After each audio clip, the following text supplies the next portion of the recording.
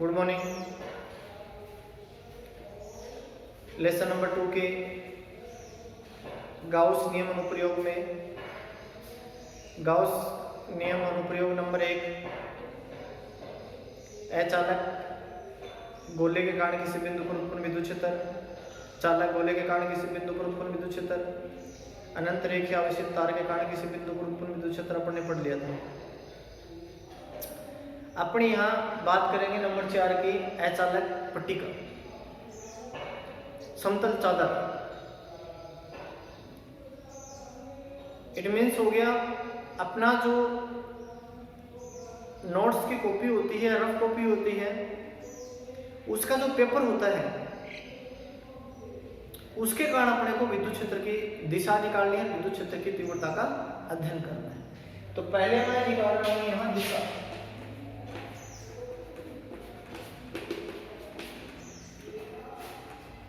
ये अपने को भी एक समतल चादर ले ली एबीसीडी।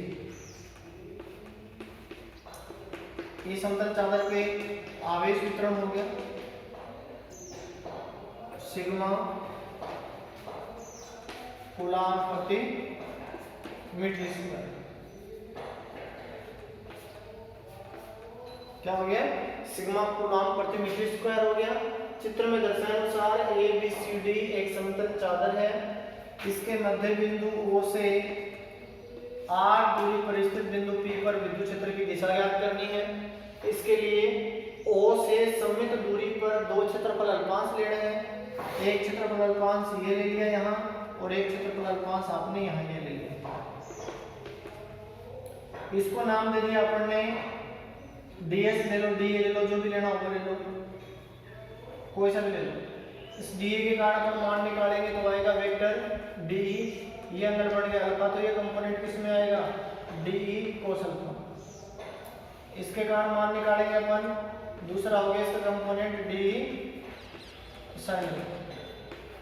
इस अल्पांश की वजह से मान निकालेंगे तो आ जाएगा वेक्टर d, ये कंपोनेंट आ जाएगा de cos अल्फा और ये हो जाएगा de sin अल्फा। चित्र में दर्शाए अनुसार ABCD एक समतल चादर जिसका पृष्ठ आवेश घनत्व सिग्मा कूलाम प्रति मीटर स्क्वायर एक समान रूप से वितरित है।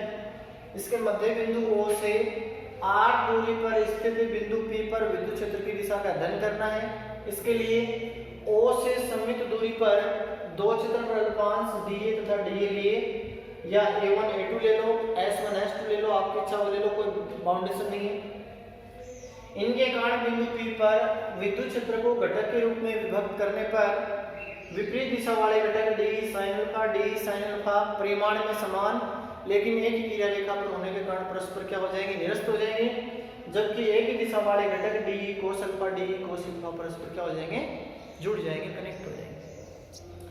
तो अपन कह सकते हैं कि बिंदु P पर विद्युत क्षेत्र की दिशा पृष्ठ के क्या होगी? लंबवत होगी। क्या होगी? लंबवत।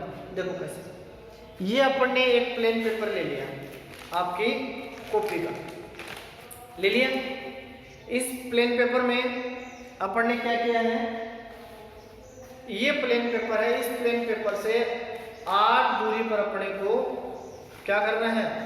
विद्युत क्षेत्र की दिशा ज्ञात करनी है, विद्युत क्षेत्र ज्ञात करना है। ये प्लेन पेपर ले लिया। एक चीज हमेशा ध्यान रखो इनमें, और कुछ नहीं है कि सदिश क्षेत्रफल जो आप ले रहे हो, सदिश क्षेत्रफल जो आप ले रहे हो वो हमेशा उस पृष्ठ के लंबवत लिया जाता है और वही अपने को शो करना है एक बार के लिए। तो इस एरिया से इस स्थिति में छोटा कर लेता हूं मैं इसको, ये रेडियस है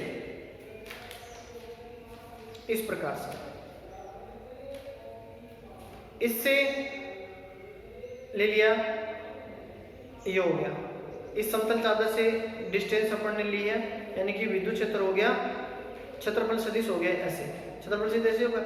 अगर कागज को ऐसे ले होगे तो क्षेत्रफल सदिश का मुंह इधर हो जाएगा, कागज ऐसे ले होगे तो क्षेत्रफल सदिश का मुंह इधर हो जाएगा, और चादर ऐसे ले होगे तो क्षेत्रफल सदिश इधर हो जाएगा। मतलब ध्यान रखना है कि क्षेत्रफल सदिश जो होता है वो हमेशा पृष्ठ के लंबवत लिया जाता है। क्या लिया जाता है? लंबवत लिया जाता है। मैंने बता दिया, दोबारा से सुन लो एक बार। अचालक पट्टिका हो चाहे चालक पट्टिका हो, विद्युत क्षेत्र की दिशा हमेशा ऐसे ही होगी। कंपोनेंट में इसके घटक है वो ब्रेक होंगे। दोबारा से सुन लो एक बार के लिए। चित्र में दर्शाए अनुसार ए बी सी डी एक अचालक पट्टिका जिस पर पृष्ठ आवेश घनत्व है सिग्मा कूलम्ब प्रति मीटर स्क्वायर है। सिग्मा इक्वल टू आवेश बटे क्षेत्रफल कूलम्ब पर मीटर स्क्वायर है। इसके कारण r दूरी पर स्थित बिंदु P पर विद्युत क्षेत्र की दिशा का अध्ययन करना है। इसके लिए O से सममित दूरी पर इतना ही ऊपर इतना ही नीचे दो क्षेत्रफल और 5 अपन ने ले लिया। इनके नाम A1 A2 दे सकते हो आप, कोई दिक्कत नहीं है। S1 S2 दे सकते हो, DA DA दे सकते हो, आपकी इच्छा वो ले लो। DA1 DA2 ले लो। इस अल्पांश के कारण बिंदु P पर विद्युत क्षेत्र की दिशा ये हो जाएगी और इस अल्पांश के कारण ऊपर हो जाएगी। जब इसके साथ घटक के रूप में आप व्यक्त करोगे, इनको घटक के रूप में व्यक्त करोगे तो जिस भुजा के साथ कोण बनता है वो घटक आएगा हमेशा कोस में, जिसके साथ एंगल नहीं बनता है, कोण नहीं बनता, वो किस में आएगा? साइन। तो d sin अल्फा परिमाण में समान है, लेकिन एक ही क्रिया रेखा पर होने के कारण परस्पर क्या हो जाएंगे? निरस्त हो जाएंगे। तो ये d sin अल्फा और d sin अल्फा परस्पर क्या होंगे? निरस्त होंगे। जबकि एक दिशा वाले घटक कौन सा इसमें? d cos अल्फा और d cos अल्फा परस्पर क्या हो जाएंगे? जुड़ जाएंगे। क्या हो जाएंगे? जुड़ जाएंगे। तभी इस अचालक पट्टिका के कारण बिंदु P पर विद्युत क्षेत्र की दिशा क्या होगी? हमेशा पृष्ठ के लंबवत होगी। क्या होगी? पृष्ठ के लंबवत होगी। यहाँ तक कोई दिक्कत नहीं है आपको, ठीक है? अब सुनो ध्यान से। अब अपने को करना क्या है? विद्युत क्षेत्र का गणना करना है। ये तो होगी दिशा। अब अपने क्या करेंगे? विद्युत क्षेत्र की गणना करेंगे। क्या करेंगे? विद्युत क्षेत्र की गणना करेंगे। विद्युत क्षेत्र की गणना करने के लिए इसी ये हो गया आपका एक अचालक पट्टिका होगी, समतल चादर होगी। यहाँ तक कोई दिक्कत नहीं किसी को। बड़ा बना देता हूं मैं यहाँ और ढंग से क्लियर हो जाएगा।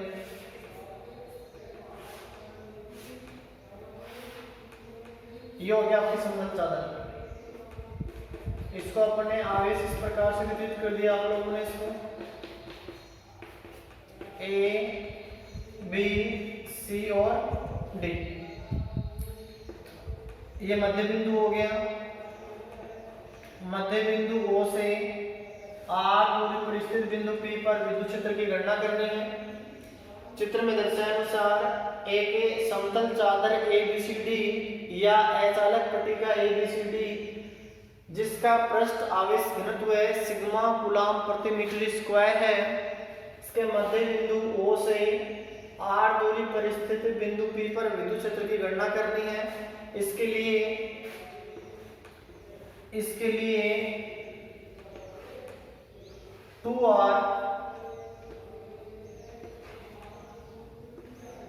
2r लंबाई, ये डिस्टेंस होगी r और ये डिस्टेंस होगी आपकी ओरिजिन की तरफ से।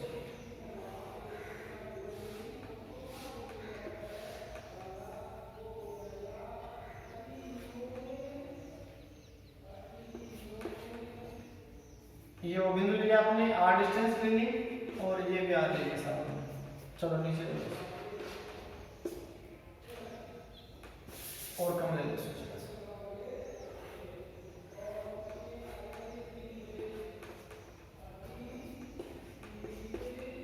चित्र में दर्शाए अनुसार ABCD एक समतल चादर जिसके मध्य बिंदु O से R दूरी पर स्थित बिंदु P पर विद्युत क्षेत्र की गणना करनी है। बिंदु P पर विद्युत क्षेत्र की गणना करनी है। इसके लिए 2r लंबाई तथा कैपिटल A अनुप्रस्थ काट क्षेत्रफल, कैपिटल A अनुप्रस्थ काट क्षेत्रफल का एक बेलनाकार गाउसीय पृष्ठ की कल्पना करते हैं, एक बेलनाकार गाउसीय पृष्ठ की कल्पना करते हैं जिसके भाग निम्न प्रकार हैं S1 S2, थोड़ा सा और ले लेता हूं मैं इसको, जगह कम है यहाँ। ये हो गया आपका S2, ये वाला हिस्सा ले लिया आपने S3 और ये वाला हिस्सा ले लिया आपने S4। ये हिस्से ले लिए साहब आपने,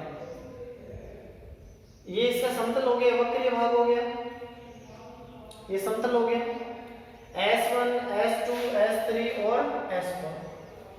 यहां तक किसी को कोई दिक्कत नहीं है। चित्र में दर्शानुसार एक अचालक पट्टिका जिसका पृष्ठ आवेश घनत्व सिग्मा कूलम्ब प्रति मीटर स्क्वायर है, मध्य बिंदु O से r दूरी पर स्थित है, बिंदु P पर विद्युत क्षेत्र की गणना करने के लिए 2r लंबाई तथा कैपिटल A अनुप्रस्थ काट क्षेत्रफल के एक बेलनाकार गाउसीय पृष्ठ की कल्पना करते हैं। इस बेलनाकार गाउसीय पृष्ठ की कल्पना के भाग निम्न प्रकार हैं। मैं आपको समझा देता हूं कि ये एक बेलन बन गया जो अपने घरों में जब अपन रोटियां बेलते हैं उस बेलन की आकृति की बात करता हूं मैं। ये आपका बेलन होगा सर,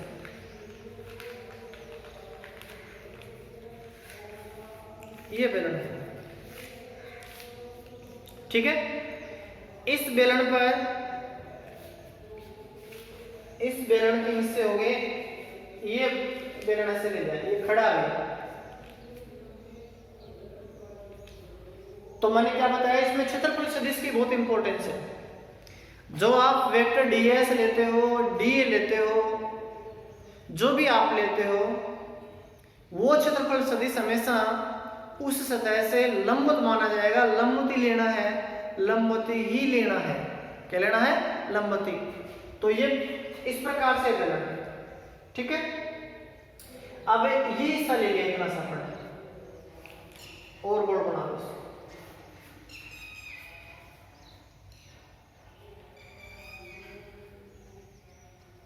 ये इस प्रकार से ले लिया आपने, ऐसे खड़ा है ये,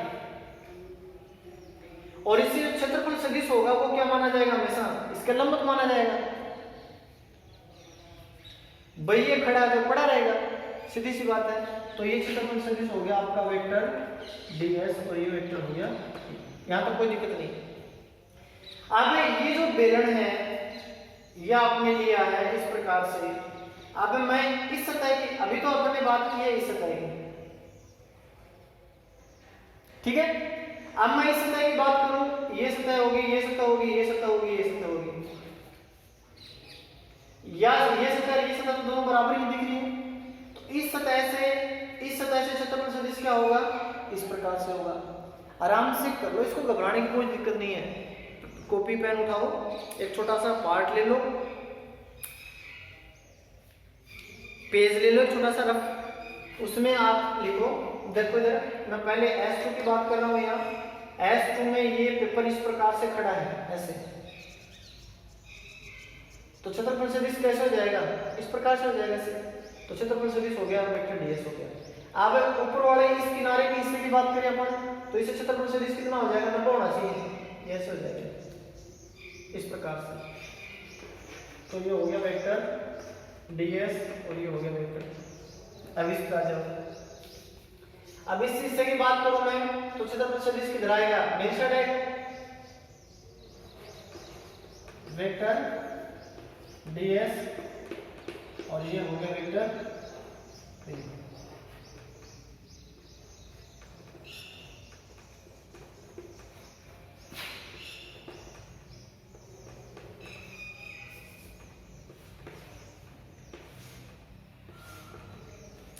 अब अगला हिस्सा क्या है? वेक्टर ds, ये वेक्टर हो गया। ये वाला पार्ट, ये वाला पार्ट, अब पार्ट ये कहीं ले लो, यहाँ इस बेलन पे कहीं ले सकते हो आप ये पार्ट, ठीक है।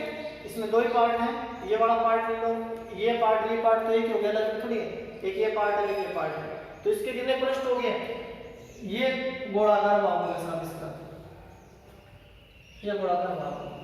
तो गाउस के नियमानुसार कितना हो गया? गाउस के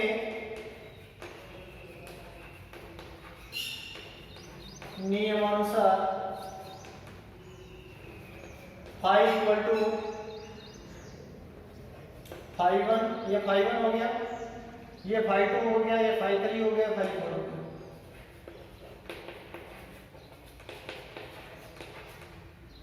और फाई इक्वल टू क्या होता है? Q upon epsilon 0।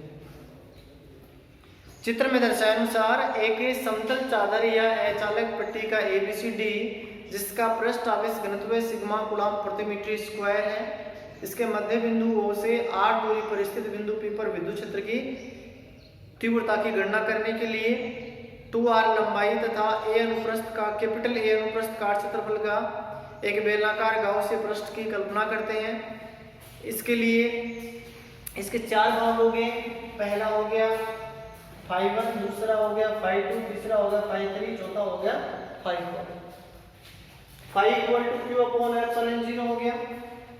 तो मैं यहाँ लिख देता हूँ फाई इक्वल टू फाई 1 की जगह हो गया S1 E dot ds plus S2 E dot ds plus S3 vector ds plus S4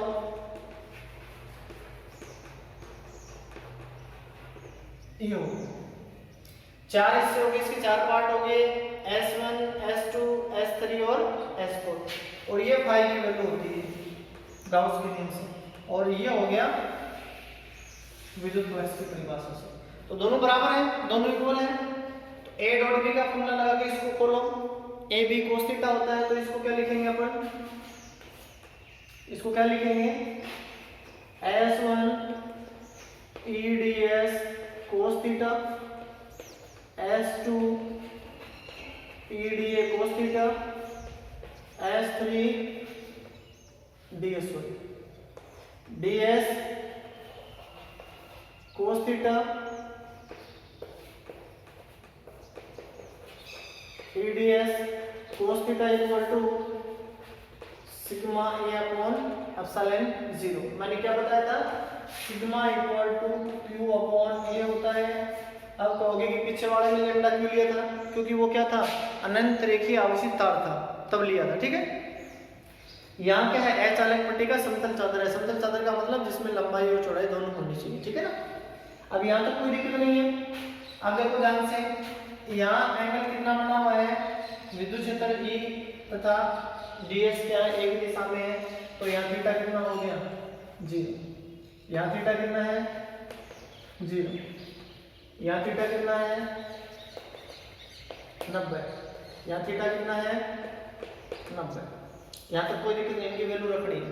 देखो ध्यान से एक बार वापस देखो इसको। ये वाला क्या हो गया? ये हिस्सा हो गया, S2 वाला ये हिस्सा हो गया, S3 वाला ये हिस्सा हो गया, S4 वाला ये हिस्सा हो गया, बराबर क्यू अपॉन एप्सिलॉन 0 हो गया, ठीक है। A डॉट B के फॉर्मूले से इसको खोलो, AB cos theta, AB cos theta, AB cos theta, AB cos theta equal to Q की जगह मान रख दिया अपन ने, क्यू था पृष्ठ आवेश घनत्व की परिभाषा से सिग्मा इक्वल टू आवेश बटे क्षेत्रफल होता है। तो आवेश बराबर हो गया क्षेत्रफल, पृष्ठ आवेश घनत्व गुणा क्षेत्रफल हो गया। तो कोई दिक्कत नहीं है, ठीक है। आगे मैं इसको थोड़ा सा मिटा रहा हूँ यहाँ से। डायग्राम समझ में आ गया होगा। डायग्राम पेन कॉपी लेके समझ लेना, बिल्कुल आसान है, ज़्यादा हार्ड नहीं है। इससे आगे मैं लिख रहा हूँ, यहाँ वैल्यू रख रहा हूँ इनकी। S1 E ds cos 0, S2 E ds cos 0, E ds cos 90 plus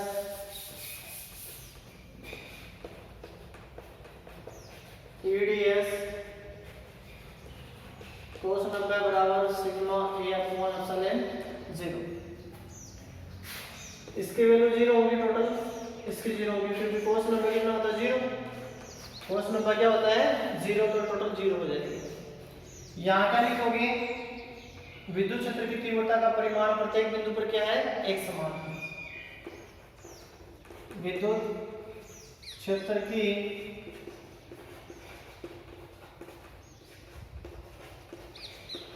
तीव्रता का परिमाण प्रत्येक बिंदु पर एक समान है। ये लाइन सब में लिखनी है आपको कि विद्युत क्षेत्र की तीव्रता का परिमाण प्रत्येक बिंदु पर क्या है एक समान है। ये हो गया आपका EDS, ये हो गया EDS equal to sigma A upon epsilon 0। अब एक E बाहर आ गया, सॉरी E बाहर आ जाएगा। विद्युत क्षेत्र की तीव्रता का परिमाण प्रत्येक बिंदु पर एक समान है, तो क्या हो जाएगा बाहर हो जाएगा S1 S2। और यहाँ ये जो एरिया है टोटल कुल वो कितना है कैपिटल A है, कितना है कैपिटल A है, तो ये हो गया कैपिटल A। 1 प्लस 1 कितना हो गया 2। ध्यान से सुनो इसको, ये लाइन लिखना बहुत जरूरी है। कोई भी पृष्ठ हो, गाउसियन पृष्ठ जैसे गोला हो बेलन हो, ठीक है, उसमें सब में क्या होगा एक समान है।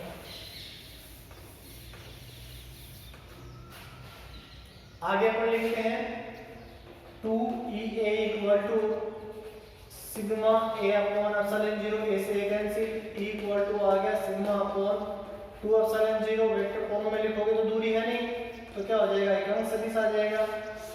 अब R में और E में ग्राफ प्लॉट करोगे तो इसमें R नहीं है तो क्या हो जाएगा कांस्टेंट। अगर E और सिग्मा में लेना हो तो रिजल्ट आ जाएगा।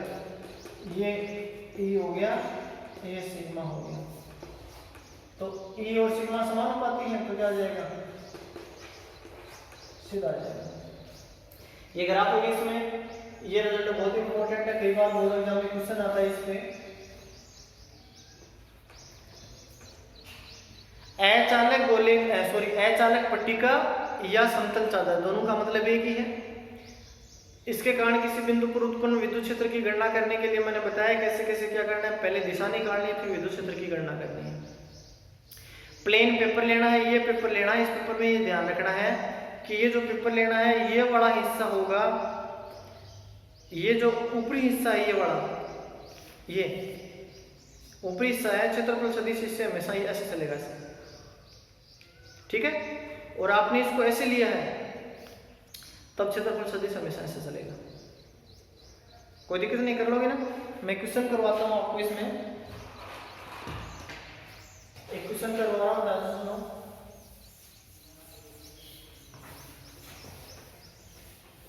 बोर्ड एग्जाम में आया था 2 नंबर का, कई बार आता है क्वेश्चन, कंपटीशन में भी आता है। सुनो ध्यान से, अपन ने 2 प्लेट ले ली,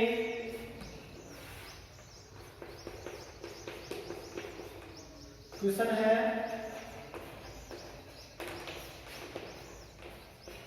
दी गई आकृति में निम्न बिंदुओं पर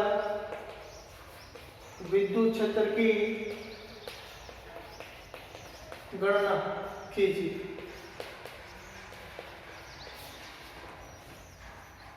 एक ये ले लिया आपने आकृति, एक आपने आकृति ये ले ली। आपने बिंदु ले लिया C, आपने बिंदु ले लिया B, आपने बिंदु ले लिया A। निम्न बिंदु A, B, C पर विद्युत क्षेत्र की गणना करनी है। ये क्वेश्चन आपको, तो ये अचालक पट्टिका होगी, ठीक है, और ये भी अचालक पट्टिका। पहले मैंने एक चीज इंपॉर्टेंट आपको बताई थी, यहाँ से बहुत इंपॉर्टेंट चीज है, ध्यान रखना। धनावेश के कारण विद्युत क्षेत्र क्या होता है, बाहर की तरफ होता है, और ऋण आवेश के कारण हमेशा क्या होता है, अंदर की तरफ होता है। विद्युत बल रेखाएं धनावेश से चल के ऋणावेश की ओर गमन करती हैं। विद्युत बल रेखाएं कभी भी एक बंद लूप नहीं बनाती हैं। विद्युत बल रेखाएं जिस पृष्ठ पर आपतित होती हैं, जिससे निर्गत होती हैं, उस पृष्ठ के हमेशा क्या होती हैं, लंबवत होती हैं। लंब समझाया तभी ये चीज आपको समझ में आएगी। देखो गाउस नियम है, पहला चैप्टर है, दूसरा चैप्टर है जो गाउस का नियम और उसके अनुप्रयोग है। इसमें सब में विद्युत क्षेत्र की गणना करनी है। विद्युत क्षेत्र की गणना करने के लिए गाउस ने अपनी सहायता स्वरूप कुछ आकृतियां ली, जिनको गाउसियन आकृतियां बोला गया। वो गाउसियन गोला भी हो सकता है, वो गाउसियन बेलन भी हो सकता है, ठीक है। तो ये मैंने बताया था आपको। पहले अपन बात करते हैं बिंदु ए। अब सुनो ध्यान से, अपने पास प्लेटें कितनी है, P1 और P2। तो प्लेट P1 के कारण A पर अपन मान निकालेंगे तो कितना हो जाएगा, ध्यान सुनो। प्लेट P1 के कारण और प्लेट P2 के कारण, तो प्लेट P1 के कारण धनावेश से दूर होगी, ये धनावेश से दूर होगी, और ये ऋणावेश से ऋणावेश में अंदर आएगी, तो ये ऋणावेश में अंदर आएगा। तो प्लेट P1 के कारण तो इसका ऐसा हो गया, और P2 के कारण क्या होगा, इसका ऐसे हो गया। तो A पॉइंट पे कितना आ जाएगा बताओ, A पॉइंट पे कितना आएगा, E1 minus E2, E1 minus E2 मतलब बोले तो 0, क्योंकि दोनों की वैल्यू इक्वल होती है, तभी भी निकल के आएगा E equal to sigma upon 2। या तो कोई दिक्कत नहीं है ना। अच्छा, अब मैं बात करता हूं सी पर। बिंदु सी पर बात करता हूं, तो यहाँ क्या है, ये धनावेश है, और ये धनावेश के कारण मैंने क्या बताया आपको, बाहर की तरफ बताया, ये ले लिया। ऋणावेश में क्या, अंदर की तरफ, तो इसका मतलब घन हो जाएगा। तो बिंदु सी पर क्या हो जाएगा, प्लेट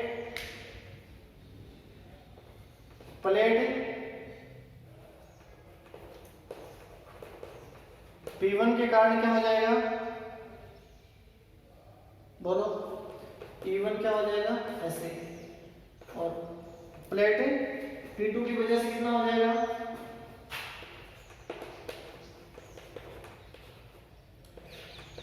ऐसे। तो टोटल कितना आ जाएगा बताओ सी पर, E1 minus E2 equal to 0, क्योंकि दोनों की वैल्यू E1 E2 इक्वल है ना, तो 0 हो जाएगा। अब बात करते हैं सी पर, सुनो ध्यान से।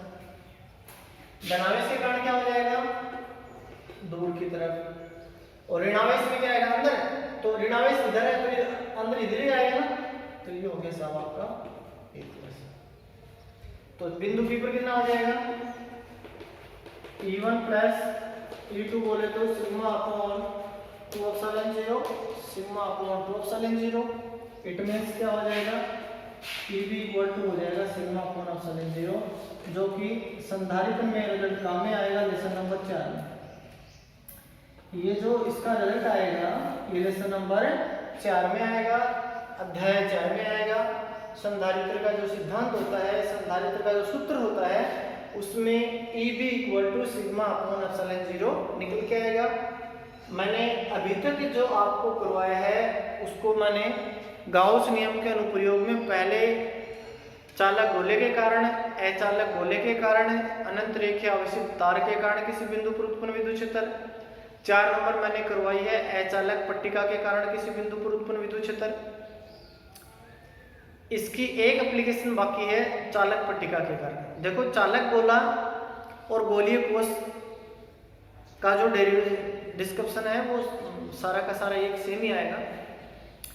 तो अभी तक जो एक क्वेश्चन इसमें आता है कि बोर्ड एग्जाम में एक एप्लीकेशन है बड़ी एप्लीकेशन है चालक पट्टिका की। उससे पहले एक न्यूमेरिकल करवाता हूँ, बोर्ड एग्जाम में आया हुआ है।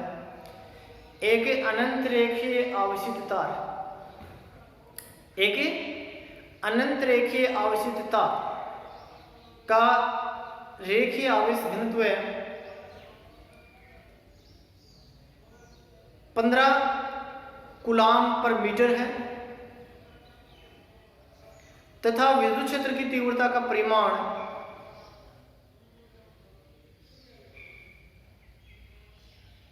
10 न्यूटन पर मीटर है, 10 न्यूटन पर कूलाम है। तो 4 मीटर की दूरी पर स्थित किसी बिंदु पर आवेश वितरण कितना होगा। कोई सा भी क्वेश्चन आ जाए कि रेखीय आवेश घनत्व के कारण r दूरी पर स्थित किसी बिंदु पर उत्पन्न विद्युत क्षेत्र, उसको करने के लिए पहले मैं इसको एक बार वापस रिपीट कर देता हूँ, ध्यान से सुनो। ये क्वेश्चन है, कई दफा बोर्ड एग्जाम में आता है कि दी गई आकृति में निम्न बिंदु पर विद्युत क्षेत्र की गणना कीजिए। ये आकृति ले ली, इस आकृति में आपको पॉइंट देगा ए बी सी, ठीक है ना। उन पॉइंटों पे अपने को निकालना है, विद्युत बल रेखाओं की सहायता लेनी है। इस प्लेटों पर विद्युत क्षेत्र इतना है। बिंदु ए पर अपन निकालेंगे, पहले धनावेश के कारण निकालेंगे, धनावेश के कारण मान कितना है, बाहर की तरफ जीवन, ऋणावेश के कारण अंदर की तरफ होता है, तो परिणाम कितना आ जाएगा, 0। बिंदु सी पर निकालेंगे, धनावेश से दूर होता है, ऋणावेश की ओर होता है, तो बिंदु सी पर भी कितना आ जाएगा, 0। धनावेश से दूर होता है, ऋणावेश की ओर होता है, तो दोनों एक दिशा में होने के कारण परस्पर क्या हो जाएंगे, जुड़ जाएंगे। तो sigma upon 2 epsilon 0 plus sigma upon 2 epsilon 0 दोनों क्या है, एक ही डायरेक्शन में है। एक ही डायरेक्शन में होने के कारण परस्पर क्या हो जाएंगे, जुड़ जाएंगे। ये जो संधारित्र होता है अपन पढ़ेंगे, संधारित्र का सिद्धांत, गोले चालक की धारिता,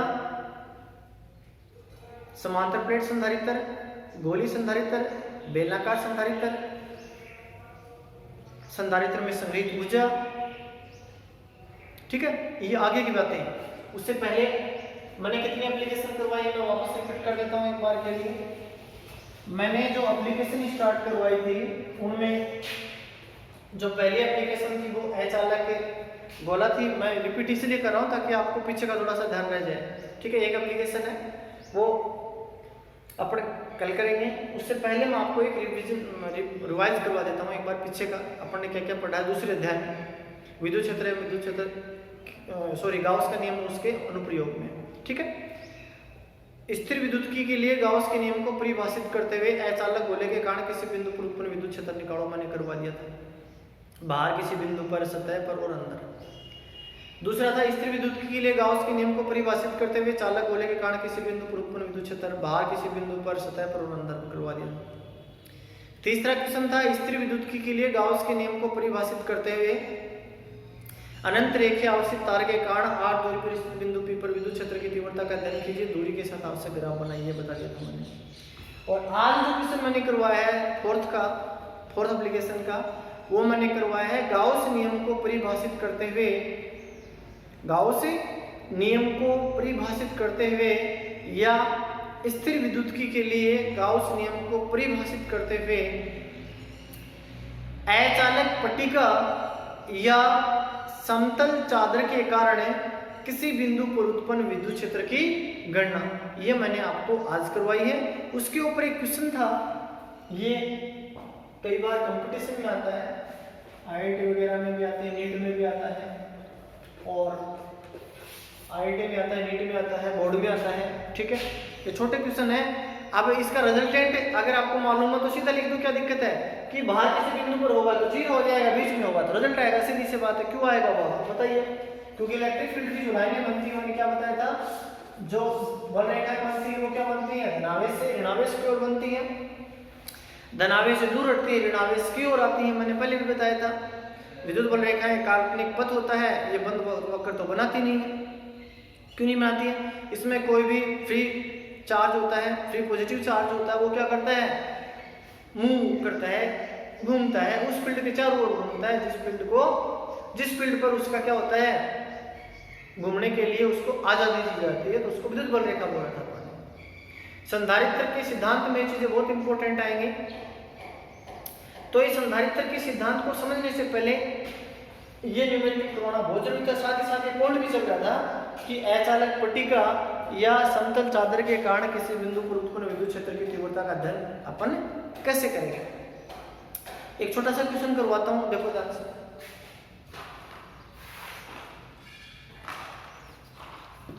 एक छोटा सा क्वेश्चन करवा देता हूं मैं यहाँ।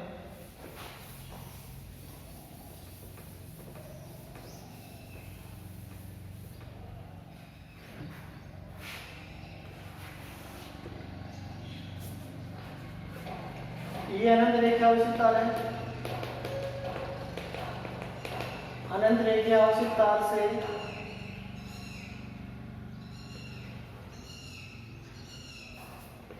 6 सेंटीमीटर की दूरी पर कोई बिंदु P है।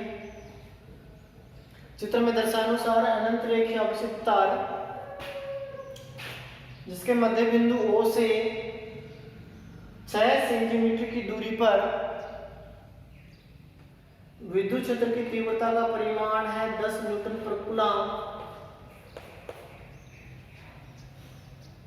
10 न्यूटन पर कूलम है, तो इस तार का पृष्ठ आवेश घनत्व कितना होगा, मतलब लैम्डा अपने से पूछता है। बहुत इंपॉर्टेंट क्वेश्चन है, बोर्ड में आता है। चित्र में दर्शानुसार एक अनंत रेखा अवशिष्ट तार के मध्य बिंदु O से 6 सेंटीमीटर की दूरी पर बिंदु P पर विद्युत क्षेत्र की तीव्रता का परिमाण 10 न्यूटन पर कूलम है, तो उस रेखीय तार का पृष्ठ आवेश वितरण रेखीय आवेश वितरण, पृष्ठ नहीं, रेखीय आवेश वितरण कितना होगा। तो आपको पता है, हम जानते हैं अनंत रेखीय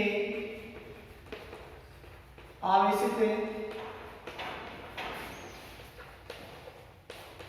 तार के कारण किसी बिंदु पर उत्पन्न विद्युत क्षेत्र E=2 लैम्डा अपॉन R होता है। अपने को मान चाहिए लैम्डा का, तो हो जाएगा E/R/2K। विद्युत क्षेत्र की तीव्रता का मान है 10 गुणा, यहाँ अपने को दे रखा है E का मान तो यही रखा है, स्मॉल r कितना हो जाएगा 6 सेंटीमीटर। इसको मीटर में चेंज करोगे तो कितना हो जाएगा 2 मीटर। सेंटीमीटर को मीटर में चेंज किया तो कितना हो जाएगा 10⁻⁻2 मीटर हो जाएगा। E की जगह वैल्यू कितना हो गया 10, r की जगह मान कितना हो गया 6 गुणा 10⁻⁻2 अपॉन 2 गुणा K की वैल्यू बोली कितना होता है, पहले लेसन में करवाया था। K एक स्थिरांक है जो मात्रक पद्धति पर निर्भर करता है और माध्यम पर निर्भर करता है। लेसन नंबर फर्स्ट में मैंने बताया था। तो इस K का वैल्यू कितना हो जाएगा 9 गुणा 10⁹ इसको ऐसे कैंसिल कर दिया 3, तो यह आ गया 10/3 इंटू 10⁻11 3.33 इंटू 10⁻11 कूलम पर metre. Thank you, have a nice day.